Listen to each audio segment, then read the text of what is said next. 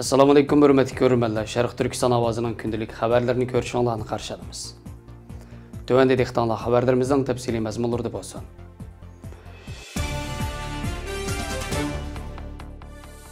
Buyuk İmperatori 17 fevral o'g'li Twitterda Sharq Turkiston to'g'riliq uchur tarqatganlik uchun jazolanib putuq kishan selindi. Onasi Torda yordam so'rdi nomli bir xabar e'lon qilgan. Xabarda asli yurti Liaoning o'lkasining Shinyang shahridan bo'lgan Lilin 2018 yılı 3 mart günü Ürümçi Shimigo rayonluq saqchi idorasi tarafidan tutib ketilganligi. 2018 yılı 2 aprel günü rasmiy qo'lga olinganligi hamda shu yil noyabr oyida davlatni parchalashga urinish va davlatni parchalashga urinish qudratli qilish jinoyati bilan 4 yillik qamoq jazosiga mahkum qilinganligi. Yuqori sudga arz qilgan bo'lsa-mu, aslidagi hukm kuchga ega qilinganligini bayon qilgan. Lilinning onasi Li Xinhua 2020 yılı atalmış Uyg'ur Avtonom rayonluq yuqori sud mahkamasiga arz qilgan. Ammo sud mahkamasi kirgizilmagan va natijaga erishilmagan. Bir sud xodimi onunga "Mening vazifam seni suddan yiroqlashtirish" degan. Li Xinhua 2021 yılı 10 fevral günü Ürümçi shaharlik birinchi tutib turish o'rniga telefon qilib, o'g'lining putidagi kishanni elib o'tishini talab qilgan. Biroq mas'ul saqchi xodimi onunga Xinjiang Uyg'ur Avtonom rayonining belgilama nizomlariga binoan o xil dilodagi odamlarning putiga davomli kishan selindi deb javob bergan. Lilin nima gunohi uchun 4 yillik qamoq jazosiga mahkum bo'lgan. Xabarda bayon qilinishicha, Lilin Ürümchida yumshoq detal injener sifatida xizmat qilayotgan bo'lib, qo'lga olinishdan ilgari to'saq atlab, Xinjiang vaziyati to'g'risida YouTube va Twitterda 5 parcha uchur tarqatgan. Bu 5 parcha uchurning asosiy mazmuni bo'lsa, hozir Xinjiang ko'chalarida asosiy jihatdan qo'l telefonlarini tekshirmaydigan bo'ldi. Ammo bu yilning 5idan tortib, Xinjiang nupusidagi butkul odamlar saqchiga berib tizimlatish, qon avrishkisini va ko'z qarchuqi belgisini aniq oldirish boshlandi. Ommaviy so'rovlar va shaharning kirish-chiqish eg'izlarida tekshirish burunqidek davom qilyapti. Ko'cha do'qimishlardagi qurolliq saqchilarning soni ilgirki 2 yilga selishtirganda ko'rinarlik azaydi. Ikkinchi, Xinjiangdagi tor sistemasi davomli uzilib turdi. Mavhum shaxsiy torning yumtoqlarini ishlatkili bo'lmaydi. Uchinchi, masjid belgilari, oy shakillik belgilar va halol iboralarini bekor qilish hozirgi yangi siyosat. Bu xildagi belgilar tushirilgan mahsulotlarning mol ishkoplaridan o'rin olishiga ijozat yo'q. To'rtinchi, Xinjiangda har 500 metrda birdan saqchi punkti bor. Uningga qurol yaroqlar va charlash mashinalari qo'shilgan. Uni pensiyaga chiqqan bir kishi atalmış ommaga qulaylik yaratish punkti deb atadi. Biz hammamiz uni potay deb ataymiz. Potaylar hamma yerga o'rlashtirilgan. Hozirgi siyosat mushundaq davomlashgan taqdirda bu milliy ziddiyatni kunsiri o'tkirlashtirib o'tadi. Bir kadr bir nomratni qutuldirish, atalmış qo'shmoq tuqqan bo'lish deganlar hargiz oqmaydi. Muhimi yuqori besim shakllantirgan qo'rqinish va turmush qulaysizliklari kishilarni saran qilay deb qoldi. Nafratlanguvchilar va norozilik bildiruvchilar darhol o'g'inish kurslariga so'lanmoqda deganlardan iborat uchurlarni bergan.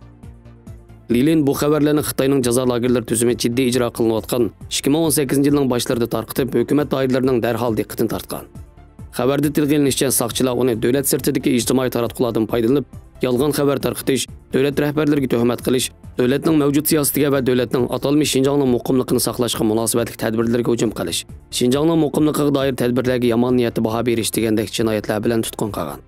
Ondan uning nupusini atalmish Xinjiang nupusiga o'zgartib, bir talay yolg'on tuhmatlar bilan 4 yillik muddatli qamoq jazosi bergan. Lilinning onasi Li Xinhua 17 fevral sin ko'rinish orqali ijtimoiy taratqularda e'lon qilgan norozilik bayonotida Xitoy hukumat doiralarini raskabni qilmaydigan, paketga qonun hurmat qilmaydigan adolatsiz o'rin deb ayblab, o'g'lining putidagi ishkalni 3 yildan buyon elib o'tmaganligiga norozilik bildirgan. Xabarda eskartilishicha, Li Xinhua bu vaqtda chet el axborotining ziyoratini qabul qilganlik uchun hozir nazorat ostida ekan. Xitoycha atalmış Xinjiang gezisining 9 fevral chiqargan xabar qaraganda, yaqinda Xitoy Markaziy komitet 6 qatimliq tekshirish guruhi boshlig'i Wang Rongjun atalmış Uyg'ur Avtonom rayonluq partikom amaldorlari bilan ko'rishib, tekshirish xizmatida bayqalgan masalalarni o'tirib qo'yib, Xi Jinpingning yangi davr sotsializm ideyasi, bo'libmi atalmış Xinjiang xizmat yig'in ruhini umumyuzlik izchillashtirib olmaslik, atalmış Xinjiangni tartibga solish va tuzash iqtidori yetarli bo'lmaslik, Junxo millati o'rtaq yig'in qurilishini puxta olmaslik, yuqori sifatli taraqqiyotni yetarli ilgari surmaslik qatorliqlar bilan ayblagan. Tekshirish guruhi boshlig'i Wang Rongjun ulardan Xi Jinpingning yangi davr sotsializm ideyasini yetakchi qilib, shu qatimliq atalmış Xinjiang xizmat yig'in ruhini izchillashtirishni, siyosiy hushyorlik va vaziyatga hukm qilish iqtidorini o'stirib, ijroat kuchini oshirishni, Junxo millatlari o'rtaq yig'inni kuchaytirib, joylarni tartibga solish va tuzash salmoqini oshirib, bu rayonning uzoq muddatli muqimligiga kafolat qilishni talab qilgan. Xinjiangga qatorli Xitoy amaldorlari mazkur tekshirish guruhi bayqagan masalalarning amaliyot o'tirib qo'ygan talablarning to'g'ri ekanligini bildirgan. Hamda markazning umidini oqlash uchun tun sap bo'yicha kurash qildiganligini bildirgan.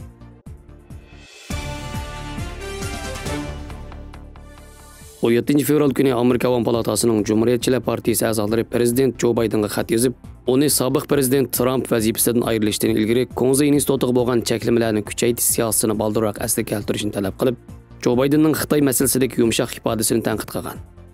Trump prezident vazifasini o'tkazib berishdan ilgari ma'muriy buyruq tushirib, almashtirish programmalarini talab qiladigan universitetlar va yaslidan to'liq o'tir maktabgacha bo'lgan ma'rif organlarining Konzi instituti va Konzi darsxonasi bilan tuzgan to'xtam, hamkorlik yoki qilishgan pul muomala savdosini talab qilgan. Bu belgilemeler Xitoy Kommunist hukumatiga munosabatlik boshqa madaniyat organlariga, Xitoy huquqchilar va o'limalar jamiyatiga o'xshash kuchga ega ekan. Trump hukumati mazkur belgilemani ma'qullagan. Ammo oldingi navbatlik hukumat va yangi hukumat o'zaro xizmat topshirib berilganda, bu belgileme oxirgi tekshirishni texnik tamomlamag'achqa federatsiya tizimlash organida e'lon qilinmagan. Joe Biden hukumati vazifaga o'tirib uzun o'tmayla bu buyruqni 26 yanvar kuni bekor qilgan. 17 fevral kuni Avam Palatasi Oz sonliqlar partiyasining rahbari Kevin McCarthy, Avam Palatasi Tashqi ishlar komitetining yuqori darajalik a'zosi Michael McCall, Davlat bexatarlik komitetining yuqori darajalik a'zosi John Katko va Ma'rif emgak komitetining yuqori darajalik a'zosi Virginia Foxlar birlashib, Joe Bidenga xat yozib, Amerikaning ilm-fan sistemasining butunligiga kapolatlik qilish hukumatning muhim nuqtasi bo'lish kerakligini ta'kidlab, Joe Bidenni baldirroq aloqador belgilemelarni chiqarishni talab qilib, kechiktirmaslikka chaqirgan. Mazkur xatda biz Xitoydan kelayotgan har xil tahdidlar ichida Xitoy Kompartiyasi Amerikaning ilmiy sistemasidan qalaymiqon foydalanib, sazgur tadqiqot va texnikani o'g'irladi. So'z erkinligini chekladi hamda o'quvchilar orasida o'zini tashviq qilishi kishini andishiga soldi. Sirtqi ko'rinishda Konzi instituti ikki davlatning madaniyat va til turlarini ilgari surdi. Ammo u amaliyotda Amerika maktablarining o'qish erkinligiga ziyon yetkazdi. Bu Amerika instituti va maktablarini boshqarishga bo'lgan manfaat to'qinishini paydo qildi deganlarni yozgan.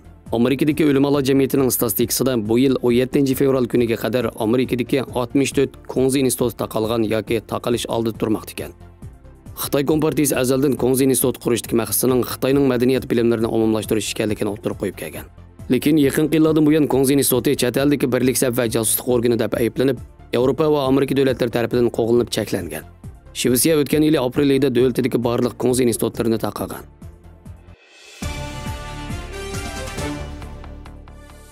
O'zbekiston hukumati qadam-qadam holda Latin alifbosiga o'tish to'g'risida tayyorlangan plan taklifini o'z ichiga olgan qarorni tasdiqlagan.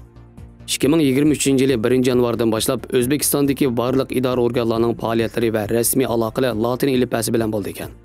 Buningdan boshqa davlatdagi barliq axborot organlari, elektronlik taratqular, xabar torbatlari, matbaa va nashriyotlarni Latin alifbosini ishlatadi ekan. Yuqoridagi belgilangan vaqtdan boshlab kimlik, iqomat va isbotlari, ish qog'ozlari Latin alifbosi tayyorlanib, barliq ko'cha, yo'l va idora organlarining ismlari, lozunka, viviskalar, e'lon uqtirishlarni Latin alifbosi bo'yicha bo'ldi ekan. Bu ramkida Latin alifbosi asosidagi o'zbekchaning yangi yoziq qoidalari tayyorlanib qabul qilingan. Hozir O'zbekiston davlat idora organlaridagi rasmiy aloqalar Kiril alifbosi bo'yicha bo'layotgan bo'lib, maktablar Latin alifbosi asosidagi o'zbekcha kitoblarni darslik qilmoqda.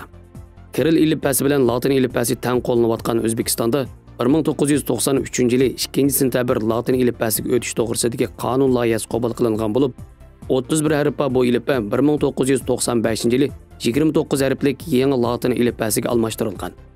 O'zbekistonda hozirmi o'zbekchaga eng mos keladigan Latin alifbosi to'g'risida bahs munozaralar davomlashmoqda. Ko'pincha mutaxassislar 1993 yili qabul qilingan Latin alifbosining o'zbekchaga eng muvofiq ekanligini ilgari surgan.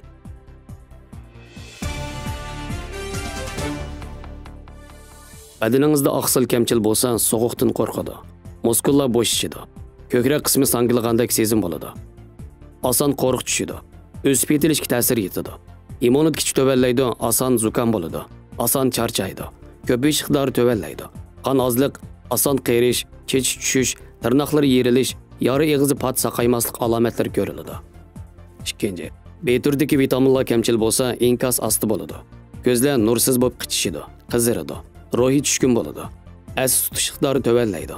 Sababsiz ochiqlaydi, terikidi, ishtahosi tutiladi, lavlar yeriladi, javg'a yallig'i bo'ladi, eg'izi po'raydi, oson charchaydi, issiq eshib ketadi, terining sezimchanligi eshib oson reaksiya beradi, besh og'rib, ko'ngli elishib yondiradi. 3. Vitamin C kamchil bo'lsa, og'zi qurib, tili yiriklashadi, immunitet kuchi to'vallaydi, tishmiligi oson qonaydi, oson zukam bo'ladi, teriga osonlik so'sindog', tartuq paydo bo'ladi, so'ngak to'qilmalari ojizlaydi. Qardog' paydo bo'ladi. Ayollarda baliyatqi bo'yin raki bo'lish nisbatini o'rlatadi. 4. Vitamin E kamchil bo'lsa, odat xarakterlik bo'yidan ajrash, ishga ajralma qalaymi qalishish, tug'maslik, odat normalsiz bo'lish, odatdan burunqi yig'indi kasalligi, yara ig'izda tortib qelish, tani xo'rak chiqish, ko'zi olg'ay bo'lib qelish, qerish, qerilik dog'lar paydo bo'lish, o'pka iqtidori tuvanlash alomatlari bo'ladi. 5. Vitamin A kamchil bo'lsa, ko'zi qurg'oqlashish, ko'rish quvvati tuvanlash, namashsham qarg'usi, burun, yutqinchoq, kekirdak immunit kuchi tuvanlash, oson yallig'lanish, reaksiya berish, teris qurg'oq bo'lish, quloq mulg'iyi ko'p bo'lish, quloq qichishish, choch kepiki ko'p bo'lish, chechish tushish, o'pka iqtidori tuvanlash, suylik va ko'pish sistemasi iqtidori tuvanlash alomatlari ko'riladi.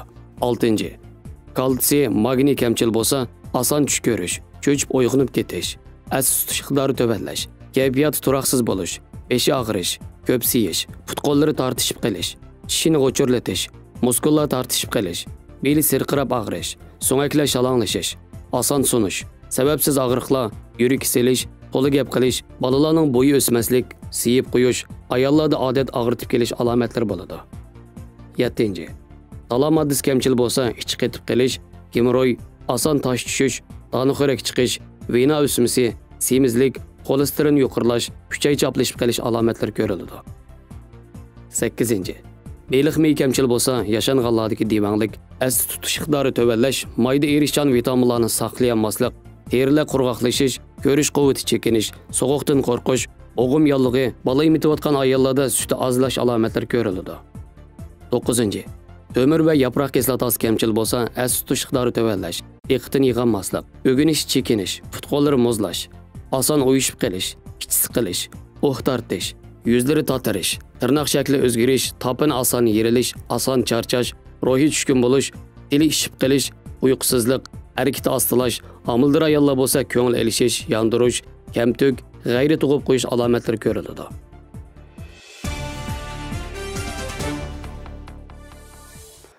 Xabarlarimizni ko'rganingizga rahmat. Ko'rishguncha omon bo'linglar. Xayr xo'sh, Allohga omonat.